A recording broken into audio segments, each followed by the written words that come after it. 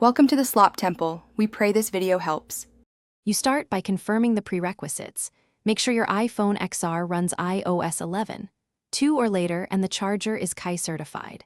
Plug the pad into a 5V/2A or higher adapter. This gives steady power. Once done, remove thick cases or any metal or cards that block charging because alignment and contact matter. Place the pad on a flat surface. Position the iPhone XR with the screen up. You should see the charging indicator within a few seconds. If not, you need to align coils.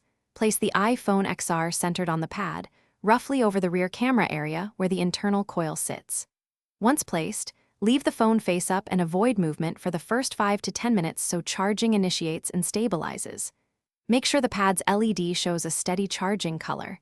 A blinking or red light often signals misalignment or a foreign object. If case is thin, you usually can charge through it, but reposition if the indicator fails to appear.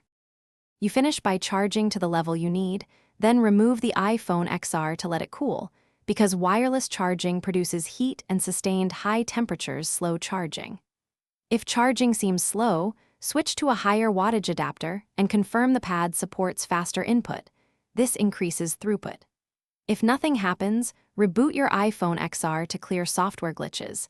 If issues persist, test the charger with another Qi phone to determine if the pad or phone is at fault.